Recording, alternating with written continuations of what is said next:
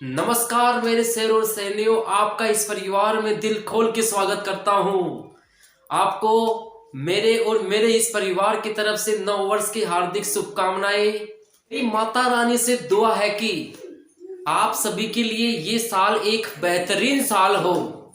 आप अपनी पूरी मेहनत के द्वारा इस साल को एक स्वर्णिम वर्ष के रूप में मनाएं, ऐसे मैं मंगल कामना करता हूं। तो साथियों, इसी मंगल कामना के द्वारा आज की क्लास को हम शुरू करते हैं।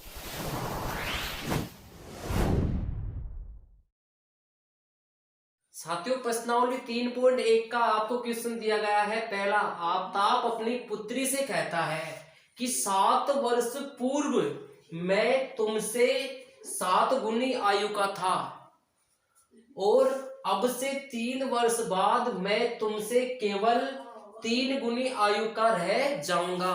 तो इस स्थिति को बीजगणित रूप एवं ग्राफीय रूपों में आपको व्यक्त करना है। बीजगणित मतलब इनको आपको एक्स और वाई के रूप में लिखना है और इसको आप ग्राफीय विधि के द्वारा इनका आंसर देना है। तो इस क्वेश्चन को करने के लिए आपके पास यहाँ पे आपको 2 स्टेटमेंट दिए गए हैं, 2 आपको कथन दिए गए हैं। तो 2 कथन से आप 2 यहाँ पे समीकरण बनाएंगे। तो साथियों, हम बात करते हैं। तो जब भी आपको आयु संबंधी क्वेश्चन दे तो यहाँ पे हम मान लेंगे, माना आफ्ताब की वर्तमान आयु कितने वर्ष है? x वर्ष है। कितने वर्ष है? x वर्ष। तथा उसकी पुत्री की वर्तमान आयु कितनी है भाई? उनकी y वर्ष है। कितने वर्ष है? y वर्ष है। अब साथियों, यदि मैं आपसे कहता हूं कि 7 वर्ष पूर्व, तो आपको 7 साल पहले जाना है। पहले मतलब आपकी जो वर्तमान आयु है उसमें से आपको 7 माइनस करना है। यदि मैं बात करता हूं 3 साल बाद, तो 3 साल बाद की बात करें तो आपको जो आपकी वर्तमान आयु है उसमें 3 ऐड करना है, बोले तो जोड़ना है। तो यहाँ पे 7 वर्ष पूर्व की बात की है, तो आप इन दोनों की आयु में से कितना माइनस कर देंगे? 7 माइनस। इसमें से आपने कितना माइनस कर देंगे? 7, क्योंकि x आपकी वर्तमान आयु है। आप बात कर रहे हैं 7 वर्ष पहले की, तो दोनों की आयु में से आपको 7 माइनस कर देना है। इसके बाद क्वेश्चन कह रहा है कि 7 वर्ष पूर्व मैं तुमसे, आफ्ताब इसकी पुत्री से, इससे कितने गुनी आयु का है? 7 गुना। तो आप इसकी पुत्री की आयु को कितने से गुना कर दोगे? 7 से गुना। तो इसको हल करते हैं साथियों। तो यहाँ पे x माइनस 7 बराबर 7 को y से गुना करेंगे, 7y, 7×49।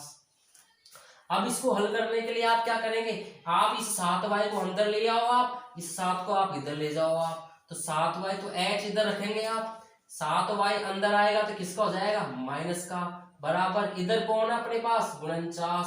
ये 7 इधर जाएगा तो किसका हो जाएगा? प्लस का। यहाँ पे घटाते हैं तो x माइनस 7y बराबर 49 में से 7 जाएंगे तो कितने बचेंगे? माइनस के 42, क्योंकि माइनस वाली संख्या बड़ी है। तो इस प्रकार यह आपका एक कथन से, एक स्टेटमेंट से आपका पास एक समीकरण निकल के आ गया। अब हम बात करेंगे सेकंड स्टेटमेंट की। तो इतना बता लीजिए। 3 वर्ष बाद, 3 वर्ष बाद, तो 3 वर्ष बाद की बात कर रहे हैं। एक साइड आपका आफ्ताब है, एक साइड उसकी पुत्री है। 3 वर्ष बाद की बात कर रहे हैं तो दोनों में हम 3 ऐड कर देंगे। अब क्वेश्चन जैसे बोलता है वैसे वैसे करना है। 3 वर्ष बाद मैं तुमसे केवल 3 गुनी आयु का रह जाऊंगा। तुमसे किससे? मैं कौन? आफ्ताब। तुमसे मतलब इसकी पुत्री से। कितने गुनी का? 3 गुनी। तो आप लोग इसकी पुत्री की आयु को कितने से गुना कर दोगे? 3 से। तो यहाँ पे x प्लस 3 बराबर 3 को y से गुना करेंगे, 3y प्लस 3 किया का 9। अब आप लोग 3y को अंदर लेके जाओ, 3 को आप इधर लेके जाओ। तो दोनों का चिन्ह चेंज करना है। कैसे समझो आप? x को ऐसे कैसे दो आप? 3y अंदर आएगा तो किसका हो जाएगा? माइनस का। बराबर इतना, इधर कितना है? 9। तो 9 को ऐसे कैसे? ये 3 इधर जाएगा तो किसका हो जाएगा? माइनस का। तो x माइनस का 3y बराबर 6, समीकरण नंबर 2। तो इस प्रकार आपका ये बीजगणित रूप में आ चुका है। दोनों समीकरण का हम ग्राफीय विधि से हल करेंगे। तो ग्राफीय विधि से हल करते हैं साथियों। तो आप सबसे पहले आप समीकरण 1 लेंगे। समीकरण 1 से समीकरण 1 है आपके पास, समीकरण 1 है x माइनस 3y बराबर के 6। यहाँ से आप किसका मान निकालेंगे? x का, क्योंकि x का गुणांक छोटा हो। तो ये 3y इधर जाएगा तो किसका हो जाएगा? ये प्लस का। तो x बराबर 6 प्लस के 3y। अब यहाँ से आप y का मान रखेंगे आप 3। अब आपको किसके मान निकल जाएंगे? x के। तो आपको y के 3 मान रखने हैं। यदि बटे में कुछ नहीं हो तो आपको 0 1 2 रखना है। तो सबसे पहले यहाँ पे आप x, इसको समीकरण नंबर 3 डाल देना आप। x बराबर, इसके बाद अब y के मान आपको रखना है। y बराबर 0 कहाँ पे? समीकरण 1 में, समीकरण 3 में रखने पर। समीकरण 3 में आप किसका मान? y का मान 0 रख रहे हो यहाँ पे। तो क्या आएगा आपके पास? x बराबर 6 प्लस 3 इंटू 0।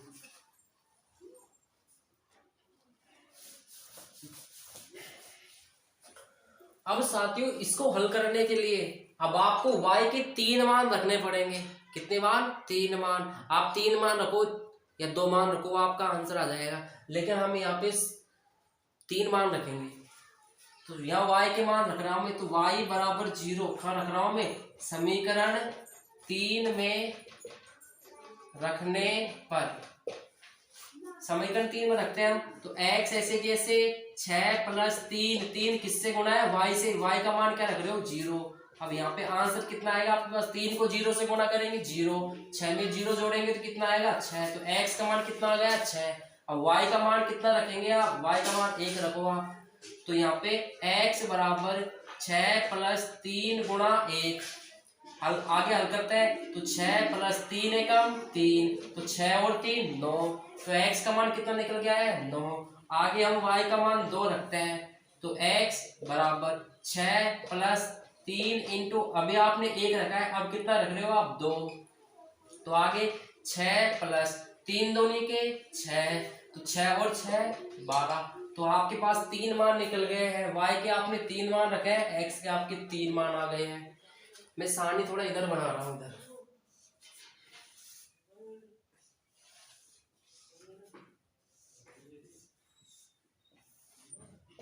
x और y, x का मान 6 9 12, 6 9 और 12। y का मान 0 1 और 2 रखा आपने।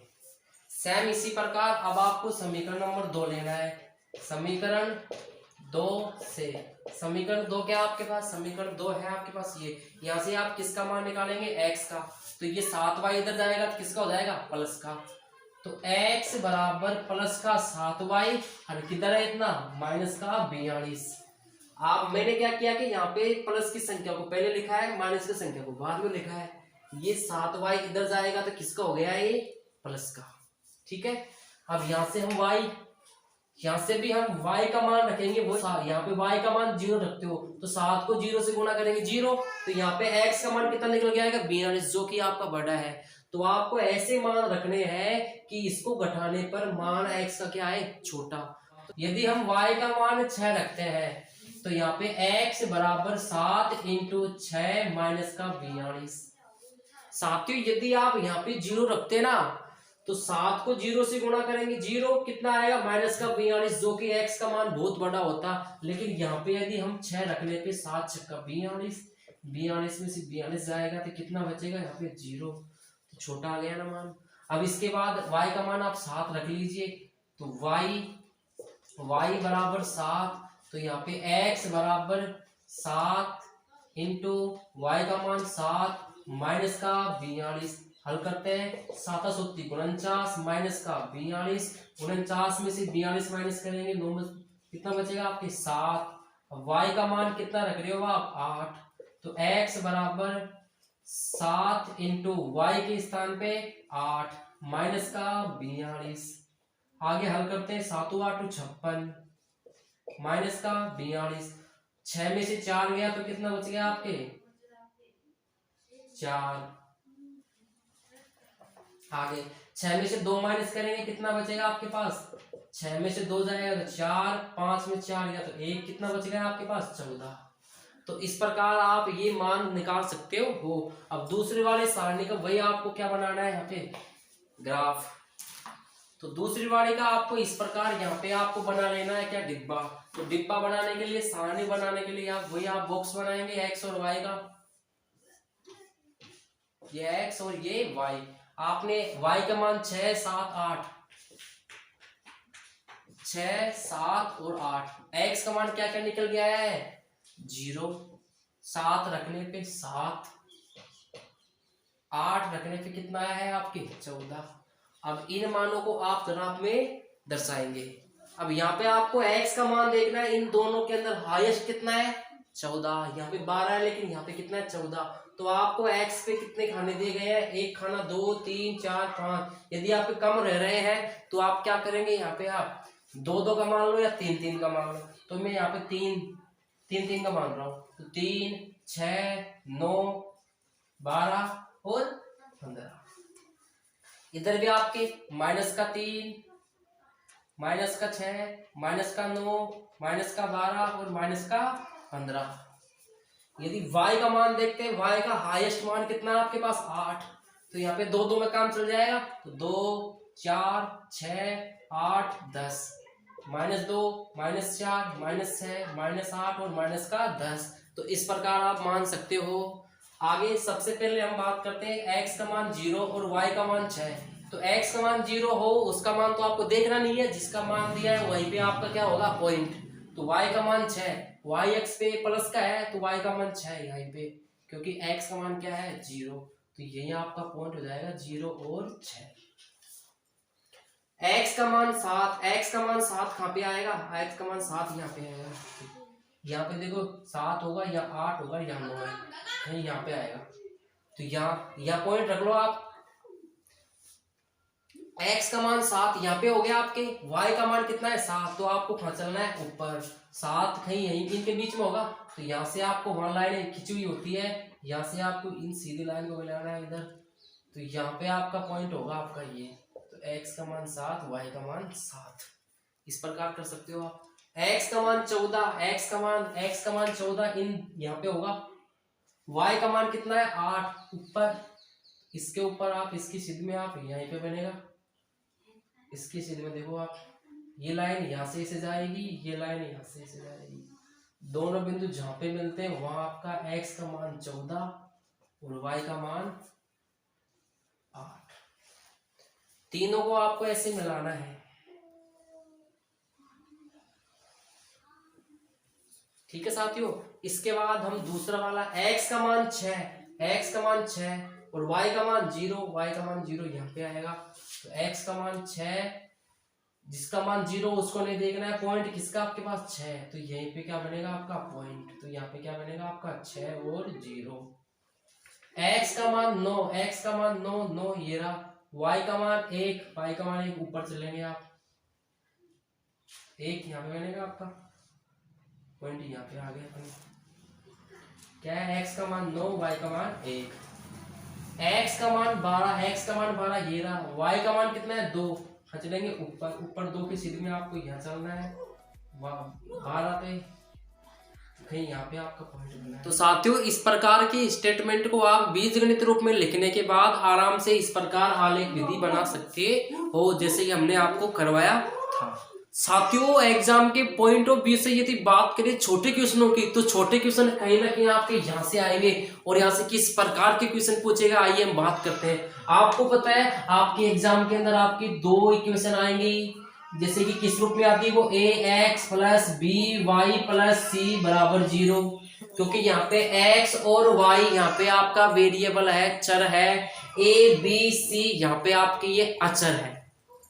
दूसरा भी आपका ax plus b y plus c कुछ इस रूप में होगा, लेकिन आपको पता कैसे चलेगा कि ये पहले वाला है ये दूसरे वाला है। इसके लिए हम क्या करेंगे, इसको आप a1 b1 और c1, a2 b2 और c2 कुछ इस प्रकार डाल देंगे, जिससे कि तो यदि आपको वो समीकरण दिए हैं, यदि आप उनकी तुलना करते हो, तुलना कैसे, A1 बटा A2 और B1 बटा B2 और C1 बटा C2, यदि आप इस प्रकार उनकी तुलना करते हो, यदि तुलना करने के बाद यदि उनका मान A1 बटा A2 बराबर नहीं आता है B1 बटा B2 के, आपने तुलना करके इनका मान निकाल लिया। यदि दोनों का मान बराबर नहीं आ रहा है, यदि पहले वाले दोनों का मान बराबर नहीं आ रहा है, तो तीसरा वाला आपको चेक नहीं करना है। ये डायरेक्ट आपका किस प्रकार हो जाएगा, ये आपका हो जाएगा प्रतिच्छेदी रेखाएं।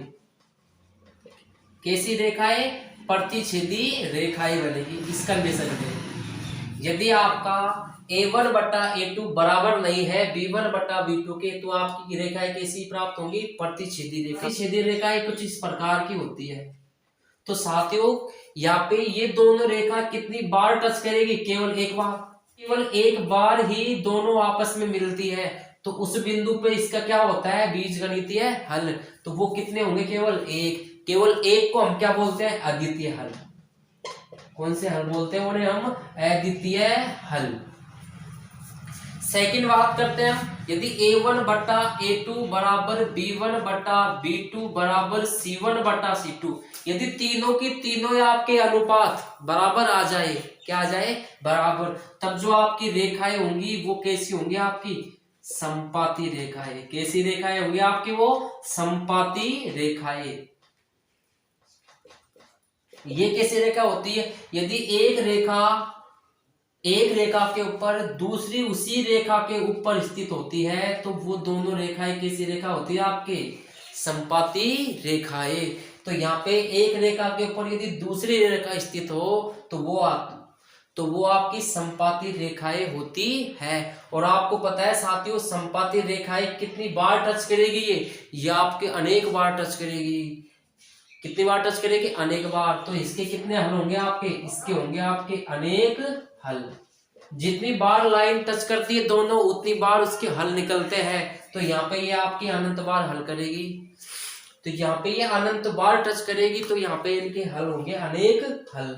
आगे बात करते हैं हम तीसरा पॉइंट, यदि A1 बटा A2 बराबर B1 बटा B2, यदि पहले वाले दोनों बराबर हो लेकिन तीसरा वाला बराबर नहीं हो, तीसरा वाला बराबर नहीं हो, तब क्या होगा, यदि A1 बटा A2 बराबर B1 बटा B2 बराबर नहीं हो C1 बटा C2, तब क्या करना आपको, तब जो आपकी रेखाएं होंगी वो रेखाएं कैसी होंगी, समांतर रेखाएं। कैसी रेखाएं, समांतर रेखाएं। कब होती है, जब A1 बटा A2 बराबर B1 बटा B2 बराबर नहीं हो C1 बटा C2 के। अब आपको पता है समांतर रेखाएं कुछ इस प्रकार की होती है।